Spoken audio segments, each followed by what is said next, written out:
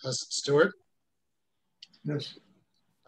in dealing with the challenges that we face in life, would you consider it a craft to have a way to bring these challenges or difficulties into the hara? And is this a daily practice that we should be using in our lives? Well, you can use, Larry, the meditation to do this, Oh, allowing all of this kind of madness that goes on in the world to get into your head, to get into your emotions, into your fear, your insecurity. Try to bring it into the chakra below the navel.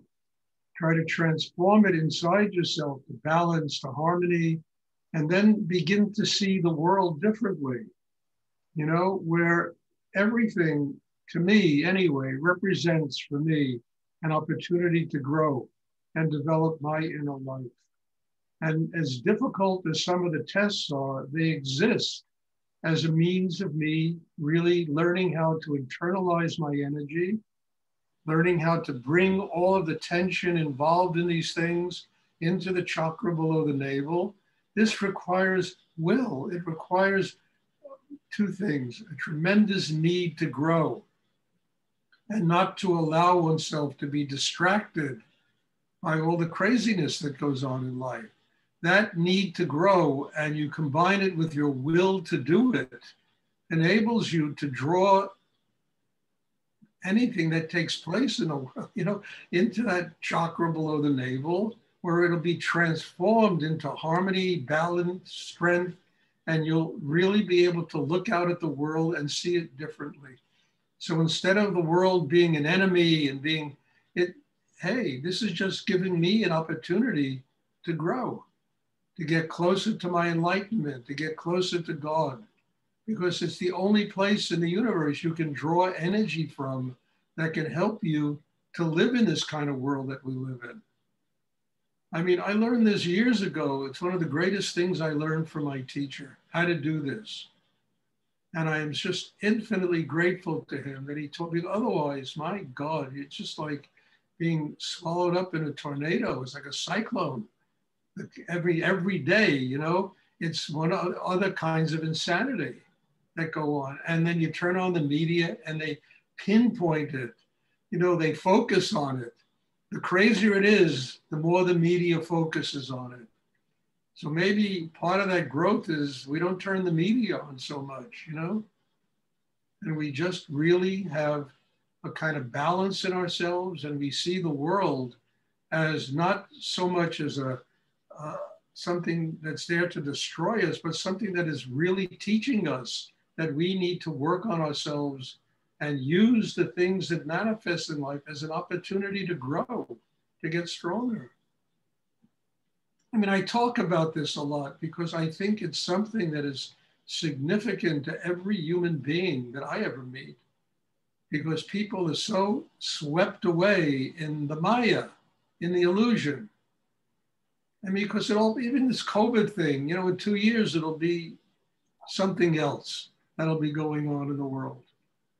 All the politics and the, political parties, 3 years down the road, they're going to be fighting about other things. And it's all just transient. And yet we take it so personally. We get swept away in it, and it creates an enormous amount of fear inside us.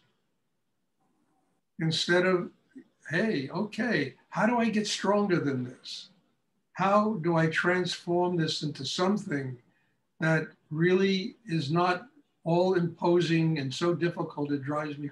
Well, you got to build that strength inside to be able to do it. And that's all this meditation is about. Because if you don't build that strength in yourself, you don't work out your karma, and you got to keep coming back to this insanity until you finally learn how to transform it into something that gets you closer to God. And I think that that's a very wonderful way to live, because if you don't do that, my God, I mean, life just beats the hell out of everybody. So it's a very profound aspect of what I teach. how to get stronger and how to stop blaming life for all our problems. You know, and if we get that kind of strength inside, you don't blame, all right, life is teaching me to get stronger. I'm grateful for what life is teaching me. And that's really a very incredible way to live, being grateful for all the bullshit in the world and what it's teaching me that I have to do to grow in order to get stronger than it.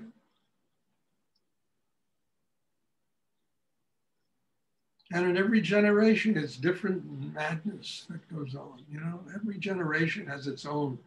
World War II, the this war, the that war, the starvation, the this, the that, you know, it's always something that tests people. And we need to be tested in a crazy way because we need to keep growing. And life provides us that opportunity. The tests in life provide us that opportunity. Because ultimately, the only answer is getting connected to spirit. Well, everything else is just illusion and Maya and dream and transient and, you know. So yes, we can use life that way. And that's what life is for, to be used that way. And then we can enjoy it, you know. We can enjoy being in the world because it's no longer intimidating. It's no longer threatening. You know, it doesn't make us crawl into a shell and hide out, and embrace it and live it. And we're grateful for the difficulties we have in our life because they're the reasons why we have to get closer to God. Also the love, you know, it's not just all suffering and difficult. I mean, there's love in the world, and that love also teaches us to get closer to God.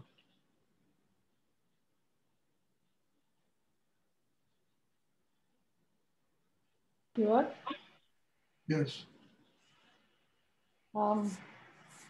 This aspect of meditation helping to be conscious more on the inner world. I understand you. You have to speak more clearly, okay? This aspect of this meditation helping each individual to be conscious more on the inner growth is something very important that you talk about. I realized these 2 years that are only Zoom meditation. I realized that technically I feel weaker while the process of the meditation. It does not, for me, it does not really work when I'm not alive. I really don't understand what you said, Katerina. I don't know what you're talking about. It's not the same impact when I do a meditation class and it is vivid, and it's not, I don't feel the same way. I feel that the way the process is weaker for me. You mean this meditation class? And yes, because it's through Zoom. That's my feeling. Well, what am I going to do, you know? No. I don't mean, what can you, I mean, what can you, what do you? What am I going to do? I can't be in not Greece change and it. Norway and No. United States. You know, I mean, I'd have to really learn how to manifest in different places at the same time. You know, this is what God has given me. And for many people, it has basically saved their lives, being able to do this 2 and 3 times For a me week. too. I don't want to, I just wanted to see whether there are things that we Come to America, I'm really here. understand how to do it. Huh? Come here, I'm here. I mean it, you know. I'm not going to go to Norway and Greece, and I've done that all my life. I'm not going to do that anymore. And you can come here. There are people that are here. You can ask them what amazing things are happening for them just coming to these in-person classes that I have. And you're welcome. You can come for as long as you want. I mean it. And it's very powerful, these classes. One young lady, I mean, she just came and moved here. She said, where the hell am I going to be around anybody like you? who can help me so much in my life, you know? So there are all these are things one can do, and it's not Zoom. I mean, Zoom is making it possible for me to connect with people all over the world. Mm-hmm. And I'm very grateful for it because I've seen it really help people and change people. It's not as powerful as in-person meditations, yes, but then people have to make the effort. You know, I'm not going to go. I mean, look, you're in Greece and he's in Norway and she's in Norway and they're in Israel and they're in Oregon. And you know, what am I going to do? I used to go from place to place. I don't do it anymore. Maybe I've gotten too old, you know, it's too much. I wound up in a hospital having an operation and it was mostly because of that. So much traveling just wore me down. So there's nothing I can do about that. You know, I'm doing my best, and I think this Zoom thing is kind of a miracle that it can connect people all over the world. And then it's a matter of how deeply people take it, you know, in the meditation. And again, people come here and I do meditation with them not a lot of people at a time, but 2 people, 3 people maybe at a time. And I have in-person classes with them. The only restriction I have is I want people to be vaccinated. I don't want to have any problems with COVID. And there are a lot of people that study with me that refuse to get vaccinated. I said, well, you know, then don't come. You know, it's all right. You know, when this is all over, you can come. And next month, I'm going to go look for a place to live. I'm going to Mexico. I think I might wind up living there for a year to run a center there where people can come and stay there. You know, we'll see what's going to happen. I'm going in early September for 10 days to Mexico. Thanks. Mm-hmm. Anyway, I know this year has been extraordinary for me doing this, you know. And it's been extraordinary to be able to, it's not for everybody. I mean, there used to be 40 people in this class. You know, we're down to about 16 here, you know. And it's not for everybody, but for those that it is for, it really works to help them. And I'm very grateful that people are here and that I can do my service to God this way. Because and with this COVID madness going on, I don't know how else to do it. You know, I really don't.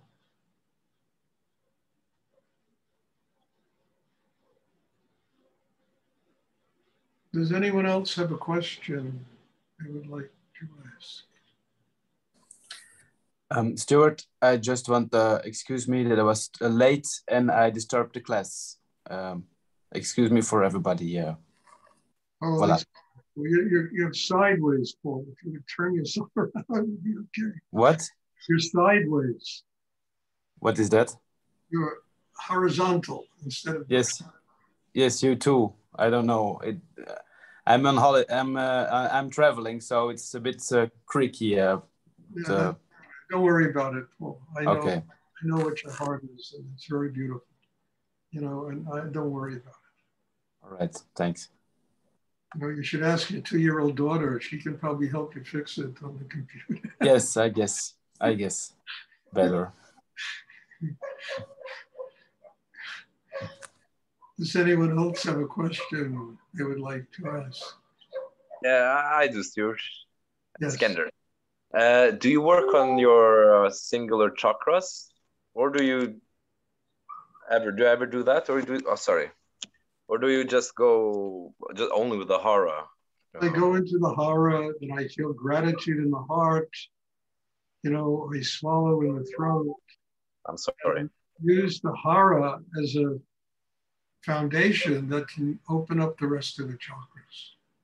You have to work with all the chakras, not just one, but you need to be grounded in order for the rest of the chakras to really open.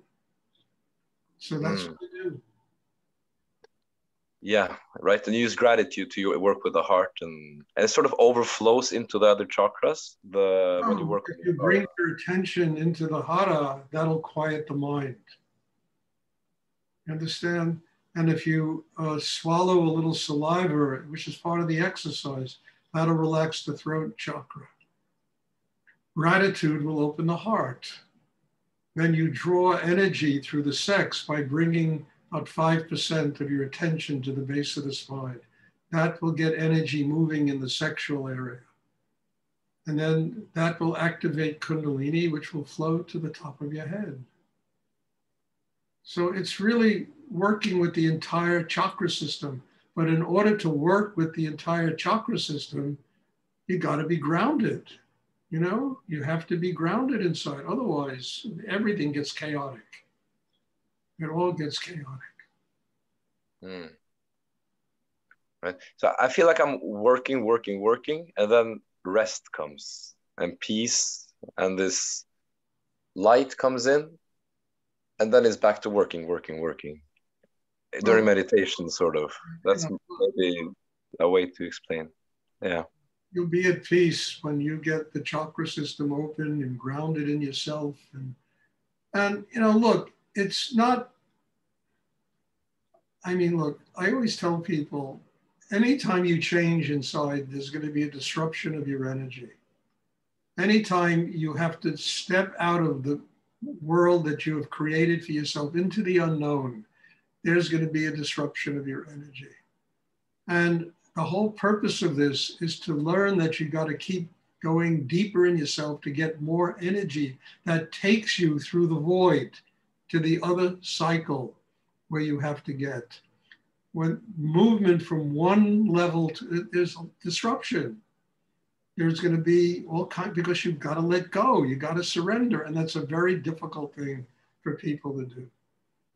So that disruption doesn't mean you're not growing. It means you are growing, but it's teaching you that you got to go deeper and open more to higher energy, to bring more energy down to help you get from point A to point B.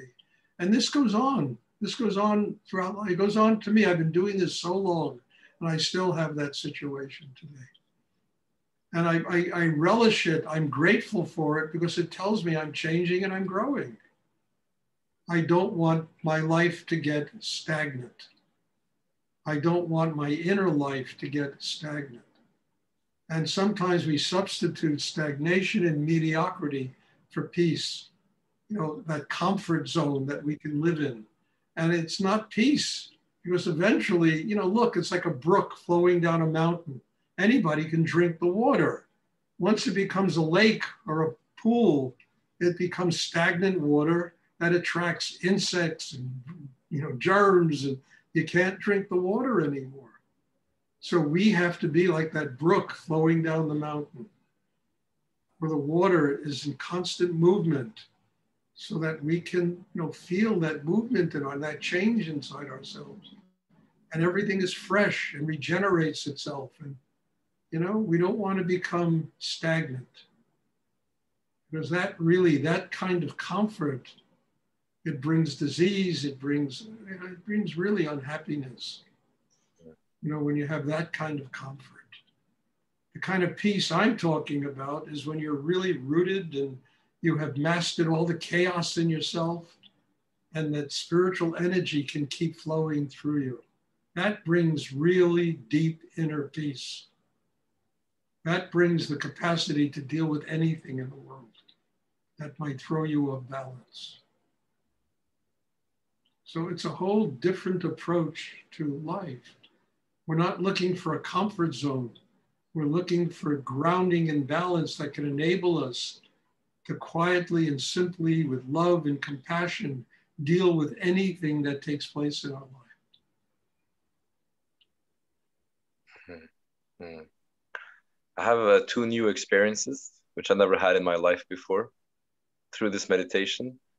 And that is a space in my mind, or my third eye, if you want to call it like that, like a new pocket, where my mind just rests. And this experience of light, just bright light, just like a sun, giving me a suntan. Well, you know, great. Yeah, I never had that experience before. It's really, it's saving me from so much. You're growing, Skanda, and these things are going to happen. And that's wonderful. Yeah. Mm. It's wonderful. It's, hallelujah. Keep growing. You'll have more experiences like that. I mean, Mm. Oh, thank you very much, Stuart. Does anyone else have a question? Stuart, it's Jennifer.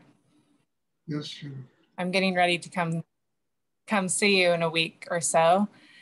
And what can I do to prepare to come see you and work with you? Jennifer, you work so well yourself, and you open so much in your life. Just keep doing it. You'll be completely prepared to come sit in my classes when you get here. I mean it. Just what you're doing fantastic. I've known you a long time, right? I knew you.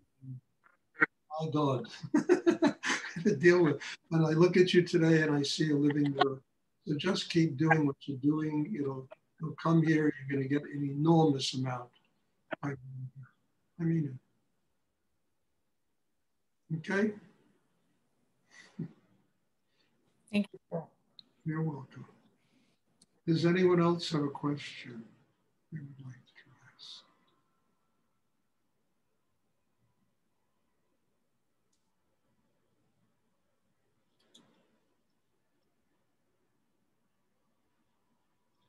Okay, if there are no more questions, then in all humility, thank you and God bless you, and thank God for this Zoom that we can do this work and connect with each other. And I'm very grateful. I can't tell you, somebody, I told them today, they were talking about their problems. And I said, look, I've had, I don't know how many students in my life. The situations I've had to deal with, all these people have given me a spiritual life. Because the only place I could get the energy to deal with everybody's karma is from God. And I keep going up there and I keep drawing that energy, and it makes it possible. And I say, as you get older, you got to get younger in order to do your life. And that's what's going on now. I feel like I have the energy of a 20-year-old, 25-year-old. And I keep getting older here, but it's all the students that I've had in my life that have demanded of me to go deep enough, connect with God, and to truly learn everything that I've learned in my life. So God bless you all, and thank you for being here. And I'm looking forward, there'll be a class on Sunday, and I'm looking forward to seeing everybody. Thank you. Bless you. Yeah. Thank you so much. Thank you. Have a nice day.